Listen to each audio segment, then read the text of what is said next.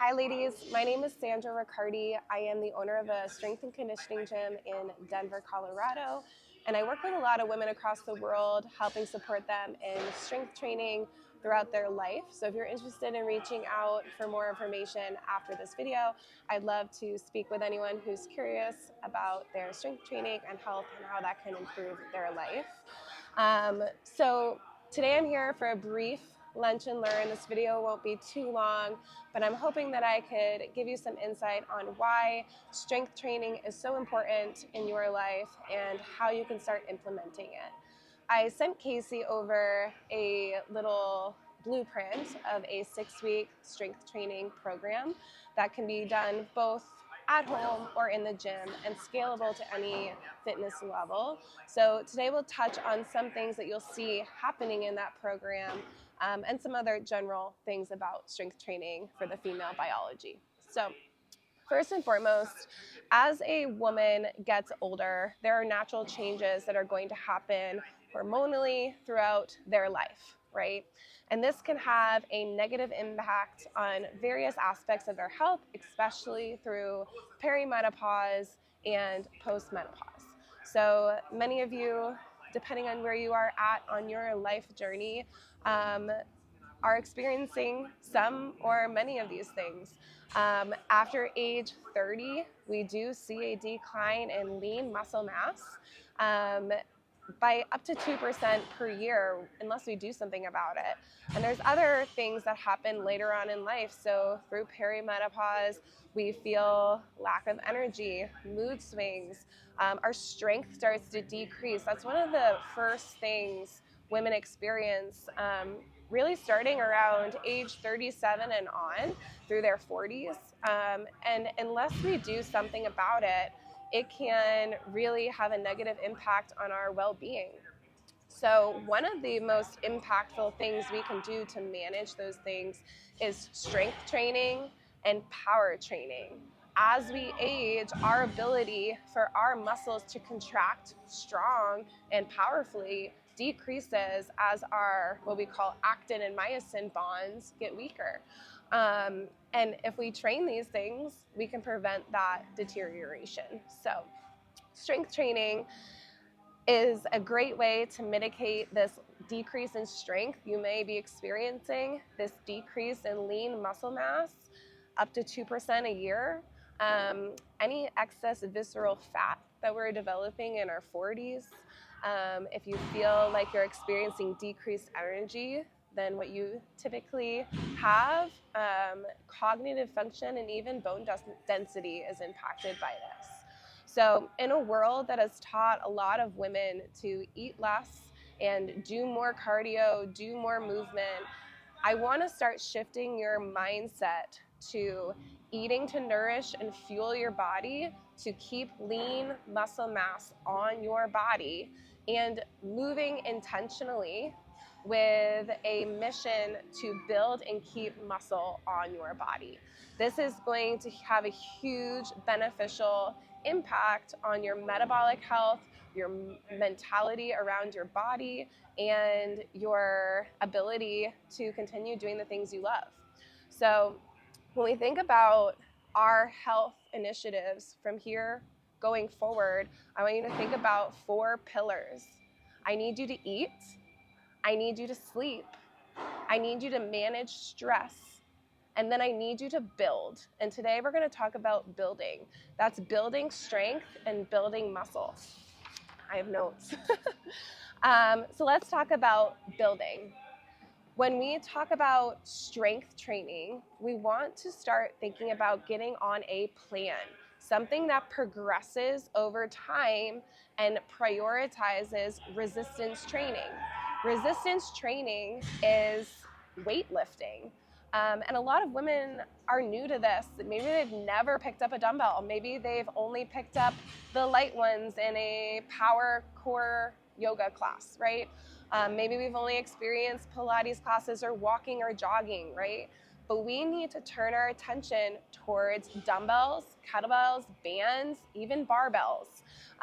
Loading ourselves and learning how to lift heavy is how we put on muscle, how we mitigate all of these negative things that come with age as our hormonal systems start to change. So think of progressive resistance training 2 to 4 times a week being your utmost priority when it comes to your fitness right now. When we think about weightlifting, we want to simplify our program. We don't need to do anything crazy. We are going to keep it to what I call the primary lifts. So we want to push upper body horizontally and vertically. So when we think about movement patterns that are pushing this way and pushing this way, okay? We also want to pull. So we're thinking about rows, pull-ups. You can do pull-ups, pulling horizontally and pulling vertically in various manners, okay? We also want to think about our lower body movements, hinging and squatting, and then getting some single-sided variations of all 4 of those types of movements, okay? The 5th and final one is carries. Carries are a way that we load our bodies with kettlebells, dumbbells, barbells even, and we move with that load. You could see carries by holding a dumbbell overhead and walking, holding a kettlebell by your side and walking. This is a great way to strengthen your trunk and also protect your bones. So I'm going to show you a couple variations of each of these. I'm going to grab a kettlebell for this. Excuse me while I go do this. I obviously didn't plan very well. Okay, you can see me.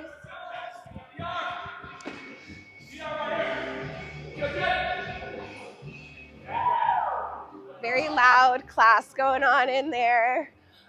Okay, so let's talk about these primary movement patterns.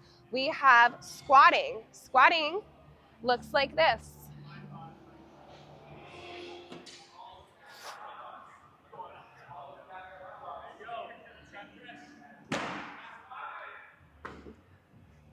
We have hinging. Hinging is that big scary deadlift, but when done right, it's very beneficial. So we're gonna push our hips back, abs are nice and tight. This is what we call hinging. It's more of a hip dominant lower body exercise rather than a knee dominant lower body exercise. We also have overhead pressing and horizontal pressing. So this overhead press is a vertical press.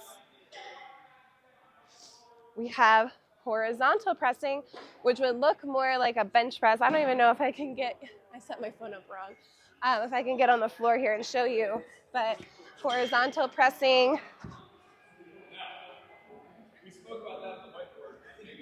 Then we have some pulling. Okay, we're gonna go for a horizontal pull, which is a row. And then we have vertical pulling, which could be a lat pull down this way or a pull up, which I don't have outside, so I can't show you that. And then we have our carries. So I'm going to show you all of my favorite types of carries. We have suitcase carry, front rack carry, and overhead carry. This suitcase carry is a great way to strengthen the core. We're going to hold the kettlebell off to the side, squeeze the abs, squeeze the butt, and we're just going to walk. Okay, in this one, you should feel obliques. My second favorite carry is a single arm front rack carry, or you could go double arm, up to you. Resting a dumbbell or a kettlebell on the shoulder, okay? Squeezing the core, squeezing the butt, and then we're walking, maintaining that good core position, okay? My third favorite type of carry is an overhead carry. So we're gonna bring the dumbbell or kettlebell overhead. Same thing, ribs are down, abs are tight, and we're just walking, okay? All of those movement patterns will show up in the program that I wrote for you guys. Let's see. Next little thing we're gonna talk about when it comes to strength training is the benefit of this for you. So strength training in rep ranges of 5 to 8, right? That's our very, our best range is really the 5s to 8s. So rep ranges of 4 sets of 5, 3 sets of 7, 3 sets of 8. Those rep ranges allow you to push the load a little more, and it kind of blurs the line of strength, power, and building muscle. Once we creep up too high into like the 12s and 15s for a loaded exercise, we're starting to work more on muscle endurance, which women are more biased towards that naturally, so we don't need to train that as intentionally. We really want to focus on the lower rep ranges and heavier loads. So when we're doing that, we're building muscle, building strength, and building power. We're protecting ourselves from the loss of those things. We're also increasing our metabolic resilience, which is huge when we think of our ability for our internal processes to run well. Okay, think of even your immune system, your nervous system, and we think of even our body composition as we age, helping us stay in a place where we feel confident and capable. And it increases our bone density, reduces risk of injury and chronic pain, and allows you to do the things you love for a very long time. And it also increases our cognitive function. So there's been some studies that show women who strength train have a less likelihood of developing dementia and Alzheimer's. So working against these negative impacts of hormonal change in peri and postmenopause is going to come from your strength training. So a lot of people are new to this, and so I'm going to give you a couple notes, little nuggets on how we can start thinking about this as we learn to apply it to our life. First and foremost, build the habit, learn the mechanics, and keep consistency, okay? I'd rather see smaller doses consistently and done well over time than you feeling like you have to go all in and then we either get hurt or fall off, okay?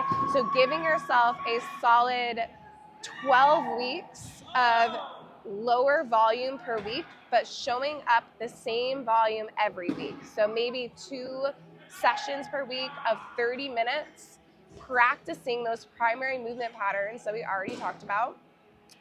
And then adding intensity on later, okay? So we want to learn mechanics.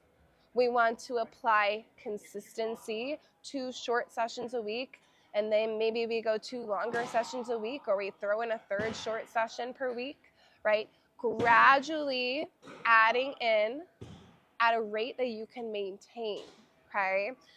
When we get to the point where we feel confident in our movement patterns and we are consistent, then we can layer on intensity. When we're thinking about strength training, we want to make sure we only have 2 to 3 reps left in the tank during a working set. Okay, so if I am doing 5 sets of 5 squats, okay, in set 1, I might have 3 reps left in the tank. And then by my 5th set of 5, that weight should feel pretty hard, and maybe I only have 1 or 2 reps left in the tank, okay? We want to train heavy to build muscle and strength. When we're doing this, we obviously want to be safe about it, okay? So we follow a system that we call progressive overload.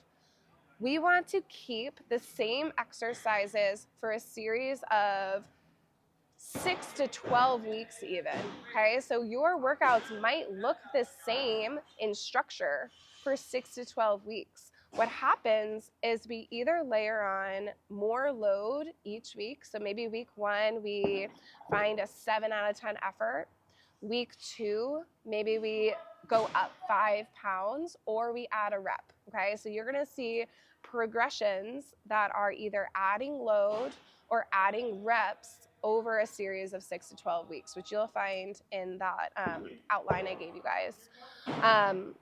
And progressive overload doesn't have to be perfect, right? I want to be clear that we can repeat. Repeating is still progress, right? So sometimes I get stumped when I'm training. Maybe I can press 20 pounds for 5 reps, right? And then the next week it calls for maybe 5 pounds more if I can, but 25 is just too much, right? I can repeat and that's still okay. Then I come back the next week and try to bump it up again.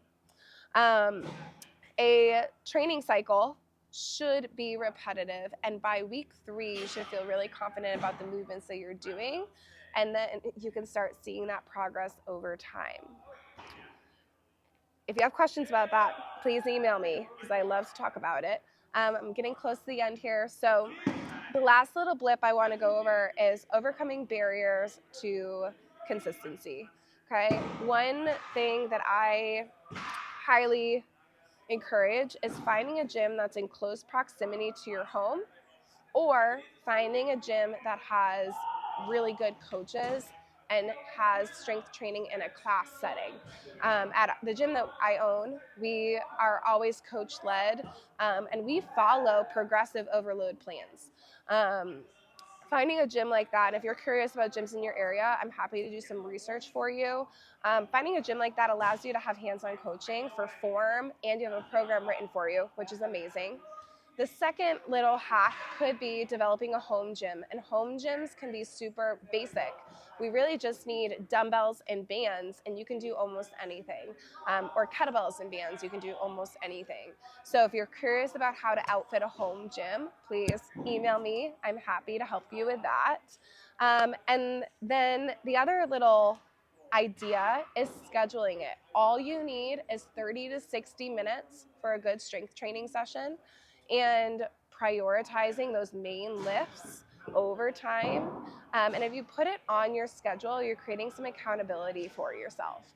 If you run into a place where maybe you're not going to get it in where you planned, in that moment, reschedule it for yourself. So say you plan to do it 10 a.m. on Monday, 10 a.m. rolls around, you had an unexpected work call get put on your calendar. We find in that moment the next available time to do it.